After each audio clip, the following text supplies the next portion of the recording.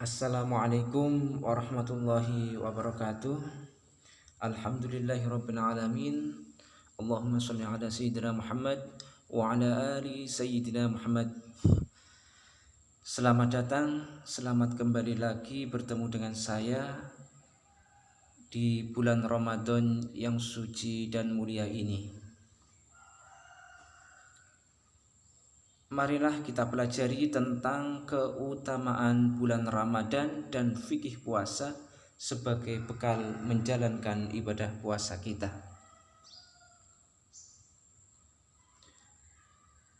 Semoga puasa kita diterima oleh Allah Subhanahu wa taala. Yang pertama yaitu keutamaan tentang bulan suci Ramadan. Di dalam bulan suci Ramadan ini Allah Subhanahu wa taala memberikan keutamaan-keutamaan yang banyak sekali. Dikatakan oleh Nabi Muhammad SAW dalam hadisnya yang pertama, saat bulan Ramadan itu datang, maka Allah Subhanahu wa taala itu memandang hambanya dengan pandangan kasih sayang. Siapa yang senang, Allah akan memandangnya dengan pandangan kasih sayang. Siapa yang senang pada datangnya bulan Ramadan, maka Allah tidak akan memberikan azab siksa di akhirat nanti. Yang kedua, bau mulut orang yang berpuasa lebih wangi di hadapan Allah daripada minyak kasturi, minyak yang paling wangi. Itu lebih wangi lagi. Yang ketiga, para malaikat memintakan ampun kepada orang yang berpuasa di siang dan malam hari. Yang keempat, surga itu bersiap-siap berhias karena rindunya kepada orang-orang yang berpuasa. Itu karena sangat besar sekali pahala orang yang berpuasa sehingga surga pun itu disuruh bersiap-siap. Bidadarinya disuruh berhias untuk menantikan kedatangan orang yang berpuasa, padahal orangnya masih di dunia. Masya Allah. Oke, yang terakhir, keutamaan bulan Ramadan itu di akhir bulan Ramadan Allah mengampuni semua dosa-dosanya orang yang berpuasa. Dan Masya Allah. Lanjut, untuk bekal kita berpuasa, kita harus tahu apa itu puasa, syarat dan rukunnya.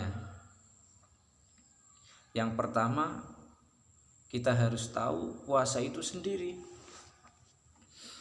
Apakah puasa itu? Puasa itu adalah menahan diri dari makan dan minum serta yang membatalkan puasa, mulai dari terbitnya fajar shadiq sampai terbenamnya matahari.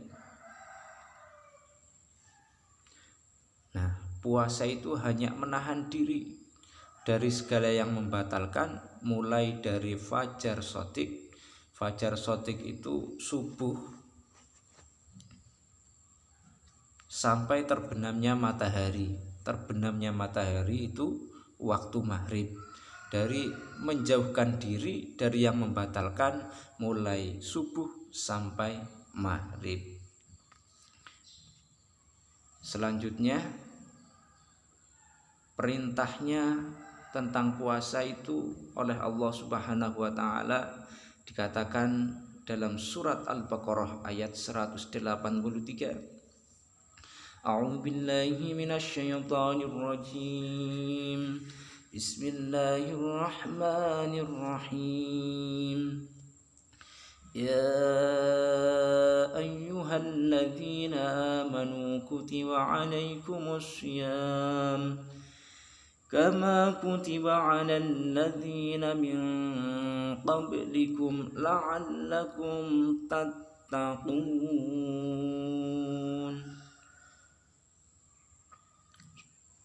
Artinya, hai orang-orang yang beriman, diwajibkan atas kamu berpuasa sebagaimana sudah diwajibkan oleh Allah kepada orang-orang sebelum kamu, agar kamu bertakwa. Nah, kita lihat dari perintahnya itu diperintahkan untuk orang-orang yang beriman, orang yang percaya. Kalau nggak percaya, nggak mau puasa, ya udah nggak percaya. Nah, ini perintahnya untuk orang-orang yang iman, orang-orang yang percaya kepada Allah, percaya dengan perintah-perintah Al-Quran, termasuk perintah puasa. Nah, dari ayat ini terlihat bahwa sebelum Nabi Muhammad ada nabi-nabi terdahulu, ada Nabi Isa, Nabi Musa, dan sebagainya. Sebelumnya Nabi Muhammad itu sudah diperintahkan puasa, karena puasa itu punya manfaat supaya orang-orangnya itu bertakwa. Bertakwa itu mau menjalankan perintah Allah dan menjauhi larangannya. Kita lanjutkan tentang syarat puasa. Syarat puasa. Nah, masih ingat kemarin tentang bab syarat rukun. Nah, syarat itu adalah sesuatu yang harus dilakukan sebelum melaksanakan ibadah. Syarat itu dilaksanakan sebelumnya. Nah, sebelum kita berpuasa, kita harus sudah Islam, sudah berakal sehat. Jadi orang gila nggak wajib puasa. Harus mumayyiz. Mumayyiz itu tahu yang benar dan yang buruk. Suci dari haid dan nifas bagi wanita, menahan diri dari hal-hal yang membatalkan puasa. Oke, ya. Kita lanjutkan tentang rukun puasa itu tadi. Syarat itu sebelum, kalau rukun itu sedang dilakukan. Rukun itu dilakukan bersama dengan ibadahnya. Rukunnya itu antara lain niat. Ya, rukunnya hanya dua ya. Satu niat, dua menahan diri dari segala yang membatalkan puasa. Niat itu dilakukan ketika mulai puasa. Ketika kita habis sahur, kita niat, itu yang bagus. Tapi kalau susah dan takut lupa, habis tarawih pun boleh kita niat. Niatnya di bawah itu ada nawaitu shauma ghadin an adai fardhi syahri ramadhana hadhihi sanati lillahi ta'ala. Itu tidak harus dengan bahasa Arab. Niat itu tempatnya di hati, cukup di batin boleh. Ya Allah, aku niat puasa hari ini karena menjalankan kewajiban bulan Ramadan karena Allah Ta'ala. Kalau tidak niat itu tidak sah, karena itu rukun harus dijalankan. Niat itu kalau surat itu seperti alamat. Kalau surat tanpa alamat maka tidak akan sampai tujuannya. Coba niat, bunyinya kan aku puasa bulan Ramadan. Nah, alamatnya puasanya untuk bulan Ramadan. Kepada siapa? Kepada Allah.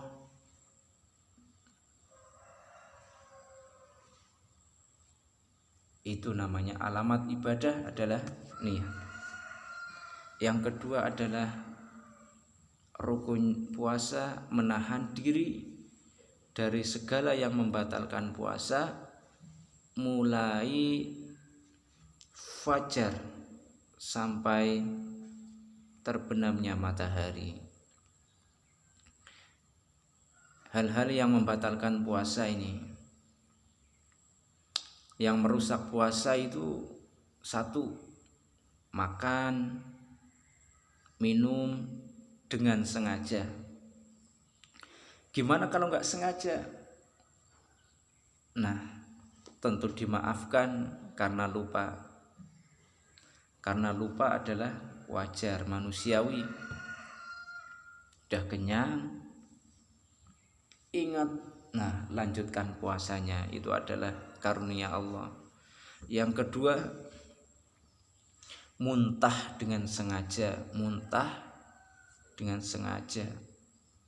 Muntah karena misalnya tangannya dimasukkan ke dalam mulut, akhirnya mutah.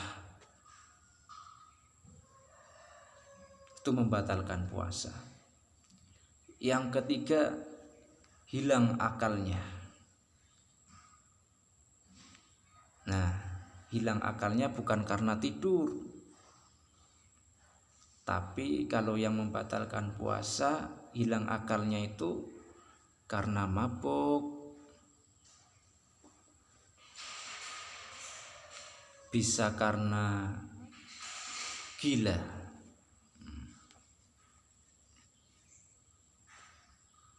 Yang keempat itu yang membatalkan puasa itu haid dan nifas. Anak perempuan yang sudah balik sedang puasa, maka tiba-tiba ia datang bulan, ia haid atau nifas, maka dengan seketika itu dia harus membatalkan puasa. Karena orang yang haid dan nifas tidak boleh puasa, tetapi dia akan menggantikannya nanti kalau sudah suci kembali. Yang kelima yang membatalkan puasa itu murtad. Murtad itu keluar dari Islam. Keluar dari Islam ya. Lanjut.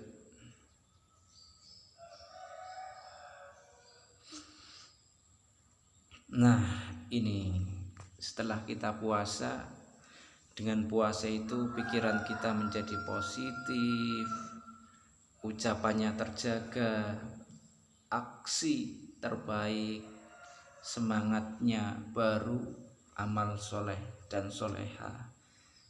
Selamat menjalankan perjuangan, marhaban ya Ramadan.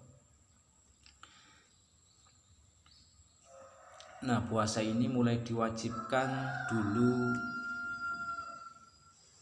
pada tahun 2 Hijriah. Tahun 2 Hijriah itu 2 tahun setelah Nabi Muhammad hijrah pindah dari Mekah ke Madinah. Setelah selang 2 tahun itu Allah mewajibkan puasa. Kebetulan pas diwajibkan puasa itu ada orang kafir memerangi orang Islam. Sampai pada bulan puasa itu mau tidak mau orang Islam harus berperang melawan orang kafir dalam keadaan puasa. Itu namanya perang Badar. Sampai akhirnya setelah puasa selesai 30 hari, orang-orang kafir itu berhasil dikalahkan. Dan akhirnya dengan puasa, walaupun kita lemah, pasukan muslim itu hanya 313 dan dalam kondisi puasa melawan 1000 orang kafir, itu orang Islam tetap menang. Kenapa? Karena dibantu oleh para malaikat Allah.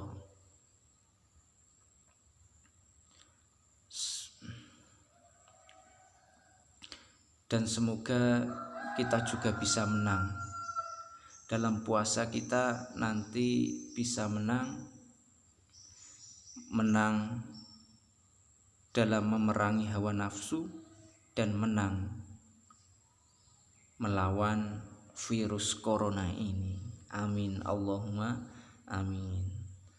Selamat menjalankan puasa, semoga berkah dan meraih kemenangan.